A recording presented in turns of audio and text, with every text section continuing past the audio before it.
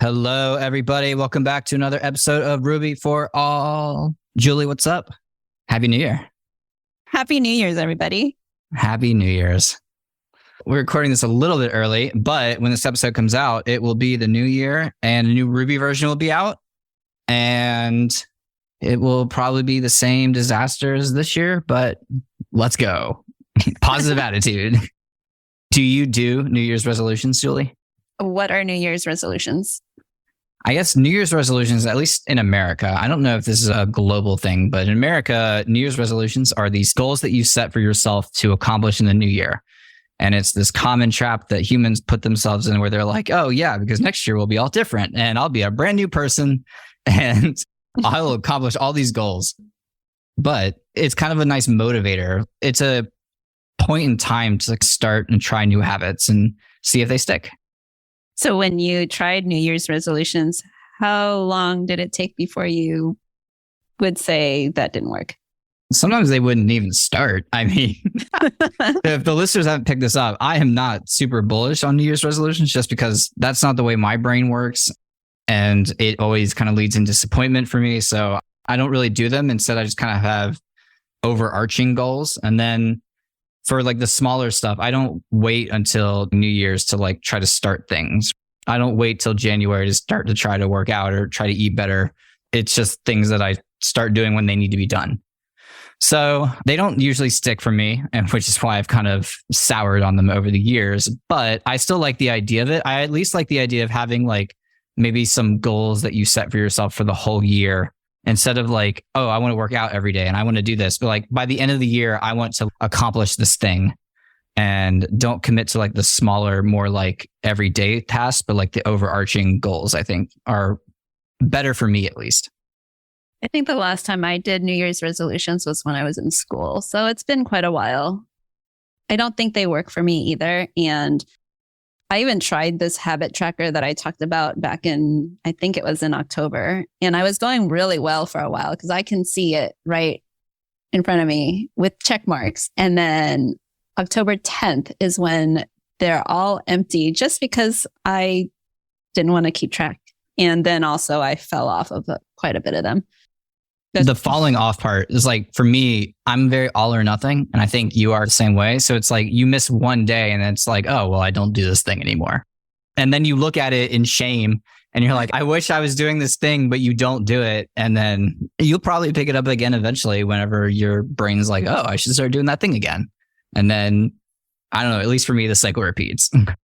Same. Very much a cycle where I fall off of it. I feel bad about it for a while. And then I think, I need to change something about myself. And then I go and I do the thing. And then the cycle repeats. Yep. But at least in that cycle, you are always trying to improve. It's just like you find things that don't really work or that aren't really stimulating for you and you move on. Yeah, I have a question for you. Are you a proactive person or a reactive person? I think for the most part, by nature, I'm very reactive because I don't do things until they need to be done. But in my brain, I am proactive about some things. Oh, interesting. I don't know what I'm proactive about because I tend to be very reactive. Unless there's a fire happening, I won't like go and do the thing that I need to do. If someone puts something on my desk and says, I need you to do this for me, unless it's like due or maybe the time has passed, it might just like have other things pile up and I forget about it. So yeah, I'm very reactive myself. Unless there is something that's going on in my life where I feel like I need to change, then I won't actively go do that. For example, I did the habit tracker in October because I woke up one day and my neck was hurting. So I was like, oh, maybe I need to work out more. And so I started going to the gym and I was doing body pump and I really enjoyed that. And then my neck stopped hurting and here I am not going. Problem solved. Yeah. Now I'm very much like that too. By nature, and I don't want to be, it is a frustrating cycle, but that is how I am. So, I mean, I find ways to work with it sometimes. I do find that I need deadlines because it doesn't matter. I'm going to do it the last day. Just all the time. If you trick yourself into setting a different deadline than when it's actually due. Does that work for you? I have tried that. And here's the problem. I am so good at convincing myself of anything. I can lie and gaslight myself to no end. It is absolutely incredible if it wasn't being used so poorly. It does like work out for me in other ways. Like I am really good at selling things. Like I'm a good salesman. I'm good at pitching ideas. Like I'm good at like getting people on my side on things. And I'm a good leader in some ways, but I primarily use it against myself. So I can try and set a fake deadline. And most of the time, my brain's just not going to, because it knows I'm trying to trick myself. And for some reason, it just doesn't work. I don't know. It's really strange. Because I tried to do that recently. Remember with the conference talk, I tried to like get it done by a different date. And then I still didn't have it done until the day of. So I don't know. I need help. I find that if I try to trick myself, I don't do it because I'm afraid that if I tried to tell myself it was due a certain day, I know that it's not due that day. So then I procrastinate after it, but then I might miss the actual deadline if I forget when that actual day is. I guess I could have two things on my calendar, but I don't know. That's just too much for me to keep track of. Like lying to people, like if I lie to people, I'm not going to remember who I lied to and what I lied about. So I just don't do it. That's a good policy. I used to be a very prolific liar, and now I really try not to, because I can convince myself of something that literally didn't happen. I have caught myself doing that more times than I would like to admit. And that's something I've been working on a lot. It's like, this thing that I have been telling myself for all this time literally is A, not real, or B, did not happen. And I've made up this entire thing and convinced myself that it happened, and it didn't happen. It's just completely made up. And I'm that good at convincing myself of things. What are some goals that you're planning on working on this year? This year, I want to grow this podcast more and continue advocating for juniors. I think that's like my overarching goal is like continuing on this path of advocating for Ruby, advocating for juniors, trying to continue to build up the community and be a part of it and contribute to open source. And I don't know, just really be in the community. I think that's number one. And I guess number two is I want to get better at my project management skills because I'm going to be needing to do more of it at work. And I loathe it. And I have to accept it and just figure out ways to enjoy it, or maybe not enjoy it, but I need to figure out ways to do it and be better at it. And I think part of the reason I don't like it so much is because I feel like I'm not good at it and because I have problems planning things. And I feel like if I could just get over that maybe it wouldn't be so bad. And I wouldn't have built up this like mental image of it being so scary. Why do you need to be better at project management? Because I am not good at it. And I'm going to be leading more projects in the next year. So what does that even look like? I have not myself led a project that required more people. I had to lead a small thing where it was a few tickets, just me, and it was pretty easy, like straightforward. So I don't know what that looks like for if you're going to lead a group of people. There's just a lot more non-coding tasks attached to it, which I like to avoid. Planning and writing up task descriptions, planning for meetings, and things like that. The reason I don't want to do it is because I don't think I'm good at it. I don't want to let people down. So that's like my main fear is because I don't think I'm good at this. I don't want to let people down. And also I just don't want to do it. But I can do it. I have the ability to do it. I need to do well at it so that the people that I'm working with, so that I can empower them too, right? So I don't know. I think I just built all this up in my brain is to be something bigger than it really is. But I have avoided management in the past because I've had bad experiences with it in the past. And I want to be better at it. And I feel like it's something I can do. I don't know. I need to get better. Well, I like that you will need to work on it if you put yourself in that position. So by leading more projects, you'll be doing it. And I like that you're working on something that I guess, is a challenge for you. I guess I haven't really thought about some of my goals. I definitely do want to figure out a workout regimen, something. And actually, I started taking the kids to the playground more and actually going on it myself. And it's been great. My kids will be like, hey, let's play follow the leader. And I have to do everything that they're doing. And I have to squeeze through tight little holes and go down slides. It's been fun. It's awesome. When I was a kid, I loved when my parents would get on the playground with me because I was rambunctious, to say the least. So that's awesome. Yeah, it's great. There's two of them. So sometimes when they don't want to do the same thing, I'm like, well, there's only one of me. What should I do? Right. What are you thinking career goals? Have you thought about where maybe you want to be with your position or where you want to be with your skills? Or is there anything else like that you want to accomplish? I do want to continue learning Ruby more deeply and am in the middle of reading The Well-Grounded Rubyist. So that has definitely helped. I can't remember if I talked about this on the show before, but the first time I read through the book, I think I got through halfway, but I didn't really read it deeply. I just read it very superficially, didn't play around in the IRB, and didn't think about things critically. This time around, I'm writing down questions that I could ask myself after the chapter is over to see if I remember or understand what the book was trying to tell me. And I'm playing it around in the IRB a lot more. So I'm hoping that it doesn't take me the whole year, but yeah, I like to refer to that as joyous exploration. It is joyous. Just exploring and having fun. That's always my goal, I think, is like continue getting better at Ruby, be better at Ruby, be better at Ruby, learn more Ruby. But I'm also like experimenting with exploring other languages and stuff that are maybe adjacent. Building iOS and Android apps is only going to get more and more popular as the tools in Rails increase around it. And so I've started learning Swift a little bit in my spare time, just because I'm interested in it and because I have like my own app ideas that I want to make. So I'm just playing in there. And I've also started learning Vim, and I've switched over to Vim full time in VS Code, I should note. So I'm using the Vim key bindings in VS Code, not using Vim directly. But that's been some fun and challenging in some ways. And I just want to get better at that too. Hi there, Julie here. I would like to take a moment to thank GoRails for sponsoring this episode. When I was first starting out, I struggled with finding up-to-date content to help me level up. Then I learned about GoRails.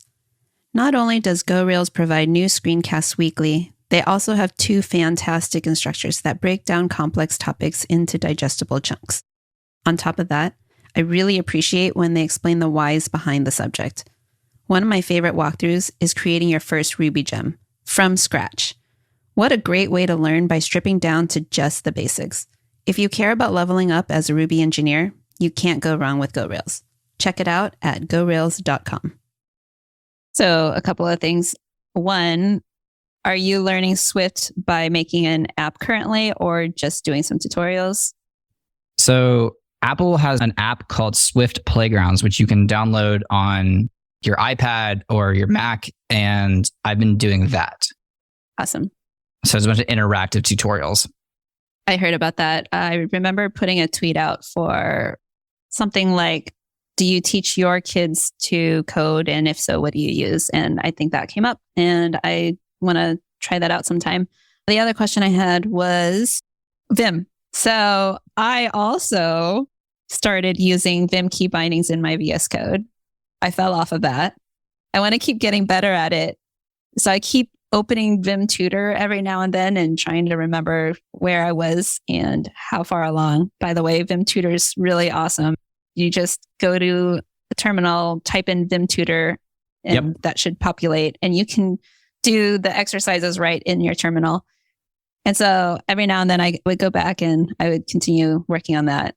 But I keep forgetting that I have that on because I use a roller mouse, and the roller mouse is like this long roll underneath your space bar. So I don't have to move very far to get to a mouse. So it's like not as bad for me. But yeah, I would like to also improve my Vim key bindings. I've been turning it on and off for a while. And just recently I was like, I'm just going to turn it on and there's no other option. I can't turn it off. And that's the mental thing I just told myself, is like, it stays on, it doesn't turn off anymore. Yeah, it's just been on ever since. Nice. And I'm still struggling with some things, but I'm getting better, definitely getting better. Is there a way for you to easily go to another file without having to use your mouse to get there? Like if you have side-by-side files and you're currently working on the left one, can you go to the right one without using your mouse to get to it? Or yes. I don't know if this is my key binding or if this is the default, but I think Command 1 will switch it to the editor. And then I know there's a key binding to be able to like move to the next pane. I don't know what it is off the top of my head because I don't use it a lot. Okay. But I think Command 1, maybe Command 2 will work. I don't know. Well, I'll take a look at that. I have my terminal also in VS Code. I don't know if you do the same thing, but I don't know how to like go into the terminal without clicking on it. So I do know that one. I think that's Command tilde by default. Oh, okay. And I have it mapped to something else, but I think Command tilde by default will open the terminal. Okay. That's the thing next to the one, right? The squiggly Yes. line. Okay. Cool. I think that will do it. And there's definitely pane navigation, but if you hit Command Shift P and type in keyboard shortcuts on VS Code, you can find the keyboard shortcuts preference pane and it'll list all of them. And you can search for them and stuff like that. You can search by the key command. You can search by the names. Cool. Thank you. You were talking about learning new languages, and I also started trying to get to know React a little bit more because we're pretty front end focused on my team. And I was doing some back end work and I felt isolated from my team. So now this sprint, I'm doing more front end work and being more involved, and I felt a lot better. So I think I was happier doing more front end work, but being a part of the team than doing back end only work. So until I am able to have a team where we do a lot of back end stuff, I'm going to focus a little bit more on some front end things for now. I'm still clearly developing my Ruby skills. Yeah, JavaScript has never been my favorite language. I've also avoided it, very similar to the way I've avoided project management. But this year I had to write a lot more JavaScript and I got a lot better at it. And I am happy about that. So I'm definitely not a JavaScript pro by any means, but I don't procrastinate as much when I have to jump in and write a bunch. Procrastination, that's what I would call what I was doing before, where a front end ticket, I'd be like, no, I'll do that tomorrow. Yeah, exactly. Kind of just put it off. I started by saying, oh, I didn't hate this ticket because I used to say I hate front end. As I started saying, oh, I didn't hate doing that. I didn't hate doing this. And now I'm actually looking forward to trying to solve, because at the end of the day, it's solving problems. And I looked forward to the solving problems with now better knowledge of the tools I'm using. 100%. And I'm trying to stay away from the terms like I hate, I don't like as much as I can, because I have a habit of complaining. I'm a complainer. I always have been. And I don't know, it's just negative. I don't need to do it. If it doesn't really add anything, it's like, what's the point of saying this? And very early in my career, I poo-pooed on React a lot. It was kind of like fear. It was like, if I keep telling people I don't want to do this, then they won't make me do it maybe. But now I'm like, okay, there's nothing wrong with React. I just don't know it. And so writing it is daunting. I've tried to change some of my thinking around that. I was like, I don't need to complain. I can keep this to myself. And a lot of people really love it. And I don't want to poo-poo on anyone who's writing it, because that was never my intention, right? It was never about that. And I realized that's the way it was coming off a lot. So in the past year, I've really worked on curtailing that sort of talk that I used to do a lot more. I didn't really notice it, but that's a good general mantra. Yes. I can also reduce my complaining. Yeah. I want to uplift people around me, and complaining about things that people really enjoy is not something you do to do that. So the fact that you haven't noticed is good, because I have really been working on it. So I'm just going to continue doing that. That's great. Yeah. You have any podcast goals for next year? Any fun things you want to do? Any big ideas that we can throw out into the universe? So I came up with an idea for what we can do for future episodes. And since I'm on this path to learning Ruby a little bit more deeply, I also talked to Colin Gilbert. Hi, Colin. Nice to bring you up again. But I was saying I really want to learn Ruby methods more, but I'm not sure how to achieve that. And he brought up Code Wars and just doing a kata every day. And so since then, I've been doing about a kata every day. And it really helped build my kind of bag of Ruby methods that I know. And now I know easily where to go to find certain methods that maybe I don't know about. So in honor of that, I'd like to work with you. Yeah, me. Hello. Hi.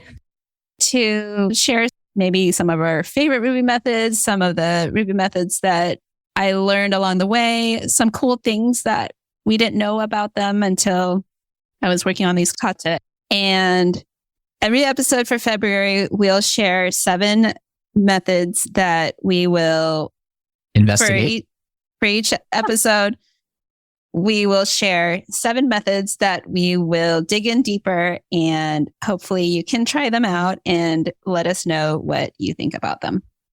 Yep, we're going to basically do a deep dive on 7 methods for each episode in February and I don't know, talk about them. Maybe some applications of them, some things we've learned about them, some special use cases of them.